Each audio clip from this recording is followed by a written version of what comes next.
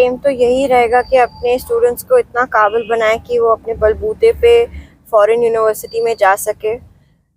उसका हमारी future planning में उसकी सोच है, ज़रूर हम लोग चाहेंगे कुछ हम लोग नया कर सके, उनके लिए सोच है। और वो सोच का पहला स्टेप हमने जो लिया है अपने इंक्यूबेशन सेंटर के थ्रू लिया है, एक स्पार्क अप इवेंट के तौर पे, जो अगले महीने होगा। और हमने पूरे शेखावती में स्टार्टअप बिजनेस आइडियाज़ की चर्चा फैलाई है और हम लोग को 130 एंट्री आए, 130 स्टार्टअप बिजनेसेस हमारे साथ जुड़ना चाहते हैं। पोदार के साथ कंपटीशन में हिस्सा लिया है और हम अपने पोदार स्टूडेंट्स और शेखावती दोनों को अपॉर्चुनिटी देना चाहते हैं कि वो लोग बढ़े और उनका जो टैलेंट है उभर के आए और उसका वो लोग बिजनेस बनाए। तो हम लोग ने अपने पोदार कॉलेज में भी पोदार स्टूडेंट्स के साथ बडिंग स्पार्क्स करके प्रोग्राम चालू किया है, जिसमें सबसे अद्भुत बिजनेस आइडियाज़ आके प्रेजेंट करें। और शेखावती में स्पार्क अप 2025 लॉन्च किया है, जिसका फाइनल राउंड दोनों प्रोग्राम्स के फाइनल राउंड अभी फरवरी में होंगे। और इस तरीके से हम वो टैलेंट खोजने की सोच है और जो बेस्ट स्टार्टअप्स है उनको हम लोग बढ़ावा देंगे। और जाने माने इन्वेस्टर्स अगले महीने आएंगे इधर हमारे शेखावती में अपने कॉलेज में और सबसे टॉप 10 आइडियाज़, टॉप 5 आइडियाज़ और टॉप 3 बडिंग स्पार्क्स के आइडियाज़ को सुन के उनको प्लेटफॉर्म देंगे। मैडम, एजुकेशन के बाद में बड़ी समस्या होती है प्लेसमेंट की, तो जॉब के लिए क्या कुछ आपका रहेगा भविष्य में? वो मैं वेदांत सर को बोलूँगी। आपके जॉब के लिए तो देखिए अभी स्किल बेस्ड एजुकेशन ही ज़्यादा फोकस में आ रहा है। अपने प्रधानमंत्री जी भी बोलते हैं कि इंडिया को skill capital of the world बनाना है और अपनी थोड़ी ये स्टैटिस्टिक है कि हर 53% लोग जो कॉलेज में ग्रेजुएट होते हैं उनको जॉब नहीं मिलती।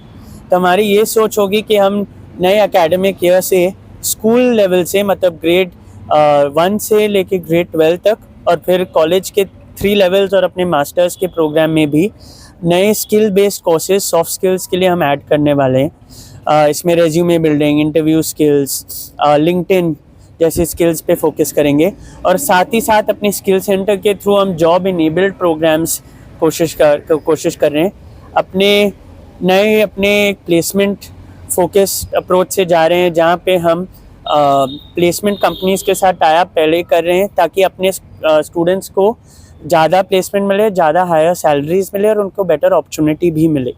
और आपने फॉरेन यूनिवर्सिटीज़ के बारे में भी जो क्वेश्चन पूछी थी, हम वो ये एक्सप्लोर कर रहे हैं कि कैसे अगले सालों में हम फॉरेन यूनिवर्सिटीज़ को और यहाँ लाएँ और हम अपने स्टूडेंट्स को स्कॉलरशिप के माध्यम से कैसे उनको ये अपॉर्चुनिटी दे सकें कि वो शायद फ़ॉरेन जाके पढ़ सकें, या तो वो डिग्री कर सके या थोड़ा 6 महीना का प्रोग्राम या जो भी हो या 1 महीना, बट वो एक्सपीरियंस का हम पूरी कोशिश कर रहे हैं। वो अपने विजन में भी है और हम सालों में ये आपको नवलगढ़ में दिखेगा भी, हमारी आशा है और भगवान की कृपा बने रहे तो होगा भी।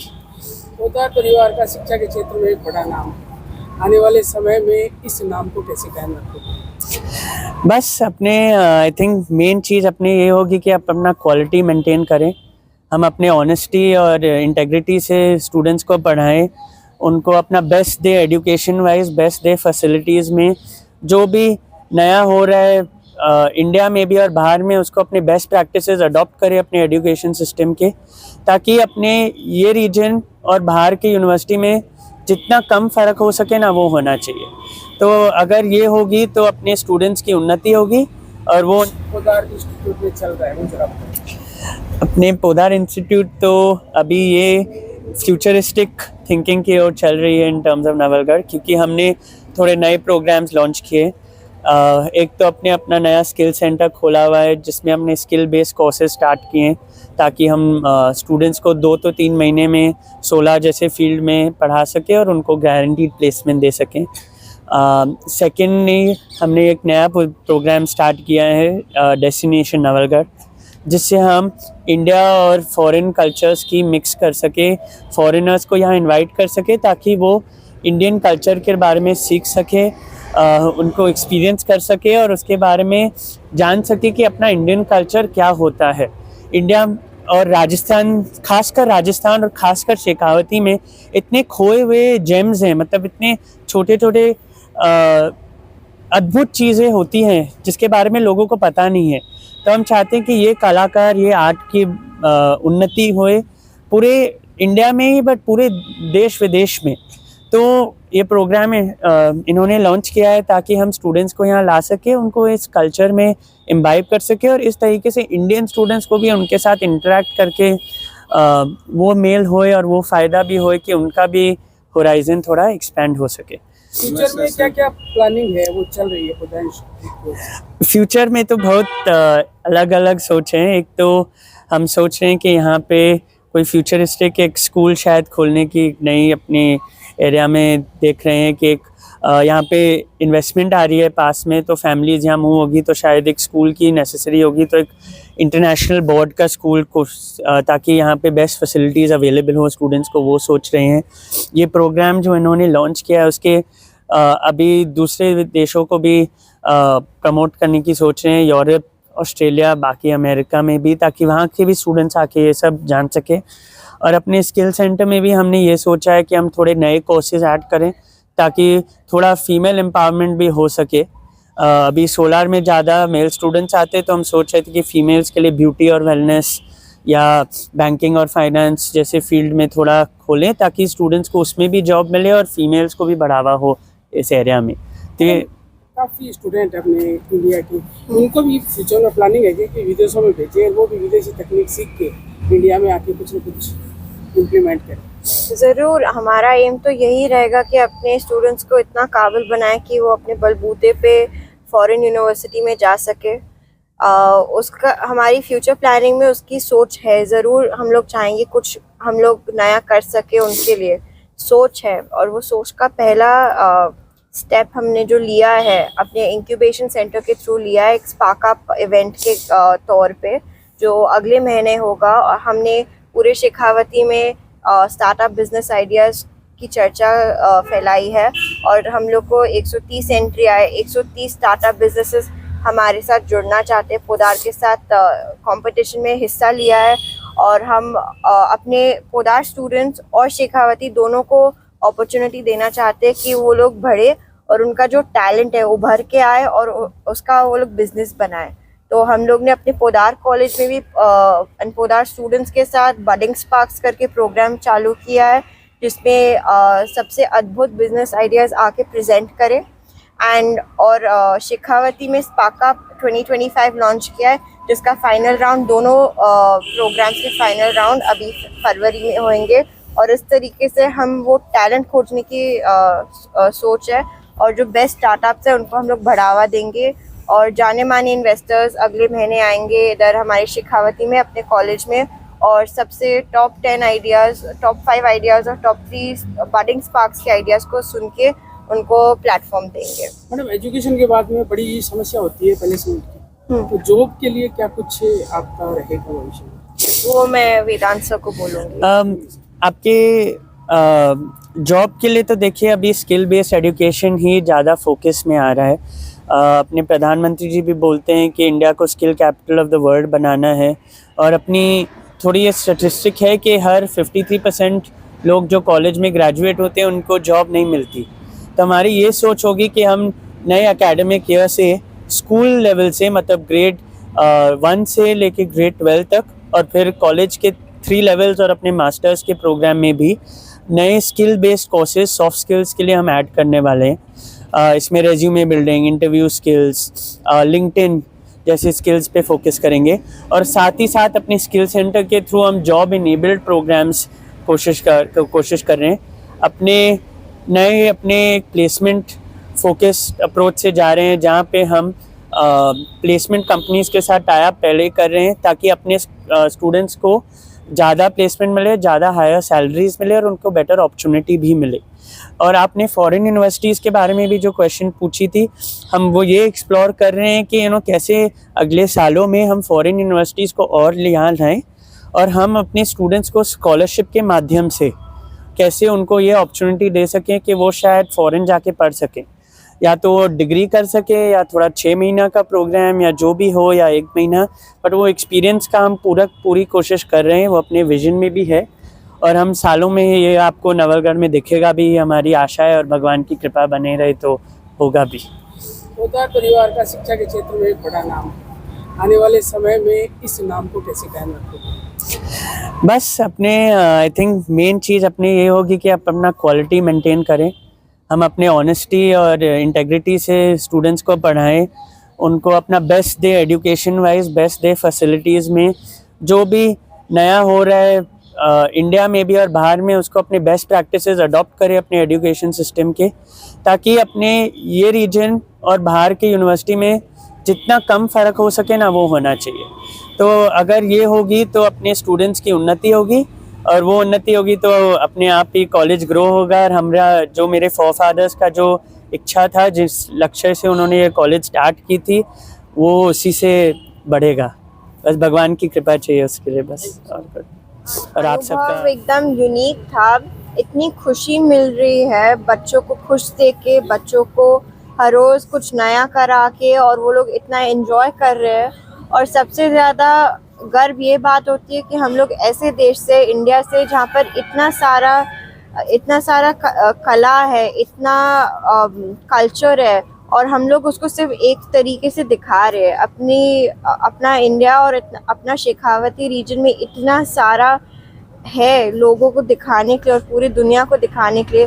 हम बस आभारी है लोगों के कि हम इसको आगे बढ़ा सके और दिखा सके अपने तरीके से। ये अपने स्टूडेंट्स यूएस से आए हैं। एक यूनिवर्सिटी है एचसू नाम का, ईस्ट टेनेसी स्टेट यूनिवर्सिटी। तो ये वहाँ से आए हैं ताकि वो 2 हफ्तों के लिए इंडियन कल्चर के बारे में सीख सके, यहाँ पे सस्टेनेबिलिटी और सोशल एंटरप्रेन्योरशिप प्रोजेक्ट कर सकें, जिससे नवलगढ़ का बढ़ावा हो और अपने कल्चर में पूरा इम्बाइब हो।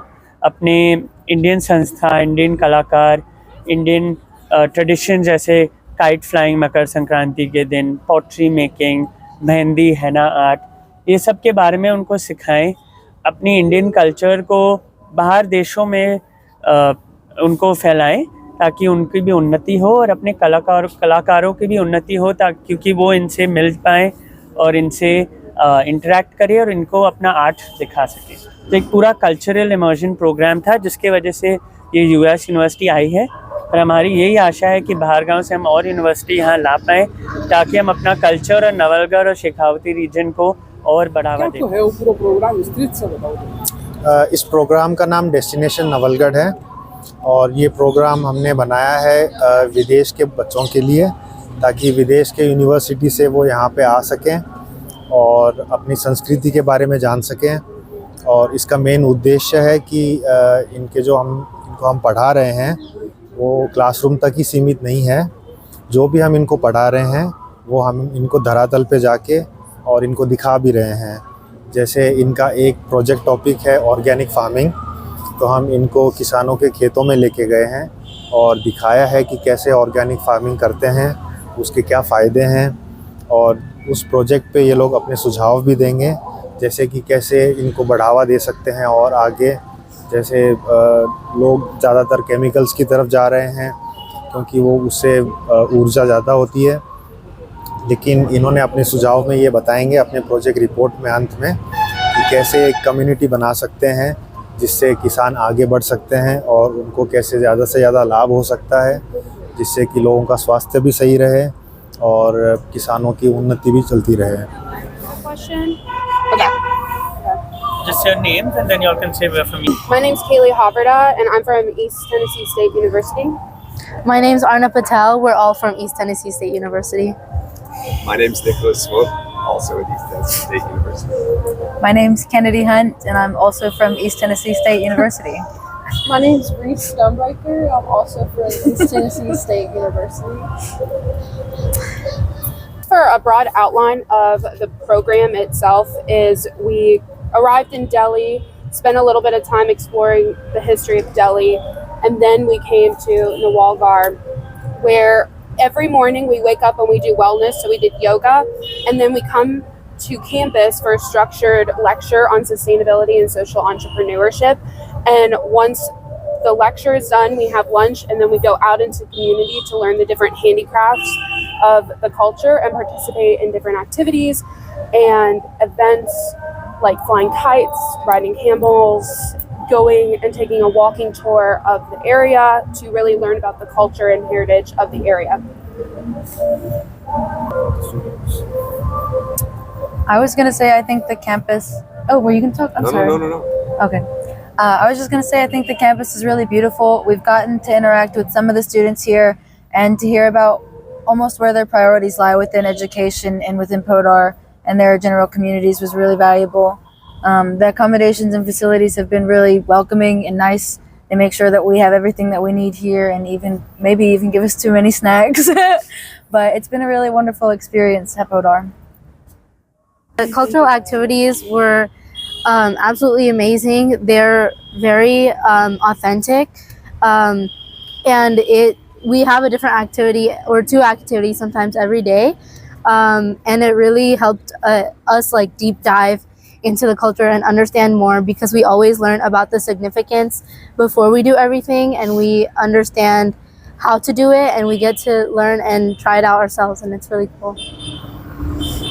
It was such a wonderful opportunity that we were able to do social entrepreneurship here in a space where not only can we be in the classroom, but we can also combine that with out of classroom opportunities, being able to actually see different social enterprises, kind of get our hands in the dirt, you could say. Like, for example, when we went to a local farm, it was a sustainable agricultural business.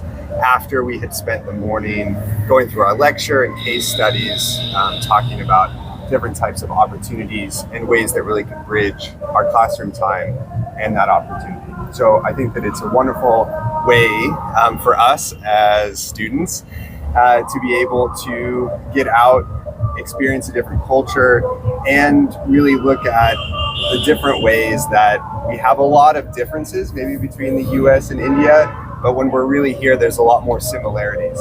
And finding time to be able to be together, to learn and experience the deep culture here in India was a wonderful way to bridge both of those. I found it very interesting to see the museum and see all of the different fresco art in it, and also to hear from a local about the paintings and about the history behind them and about the Hindu religion. That's probably one of my favorite parts of this whole trip, was going to see the museum. From all of us. Would come back. The environment's amazing. The people are amazing. I've never met more accommodating, warm, caring people than the people of Nawalgarh and on this campus. And I would come back just to walk the streets and go to the Haveli Museum again and see Podar and learn more lessons. I would come back in a heartbeat. I was gonna say, it sounds like there's always something more to learn. This trip was supposed to be longer, and I'm so curious to know what else they could have put into a trip like this and what we could get when we come back. Thank you.